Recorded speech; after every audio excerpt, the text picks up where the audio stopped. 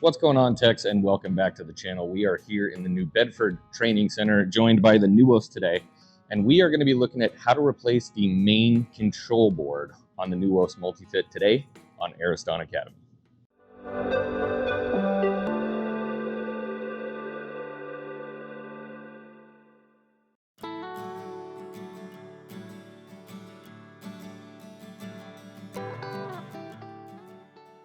As always, safety first. Make sure you de-energize the unit because we are dealing with line voltage and control voltage here.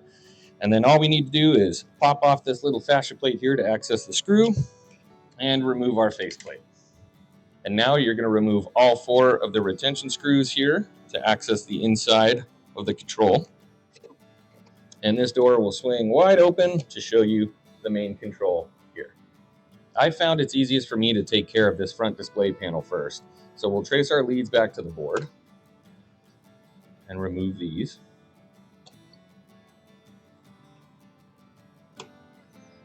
And then we just need to disconnect our line voltage here on the terminal block. Now that we've got out of the way, we can remove this door and give us a little bit more room to work with.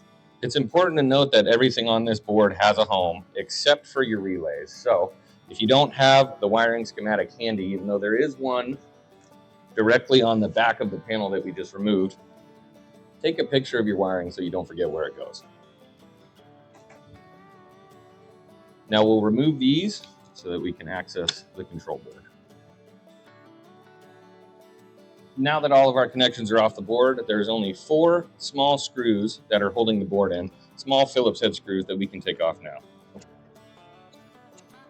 And there we have it. There's our primary control board removed. Let's go ahead and grab the new one and install.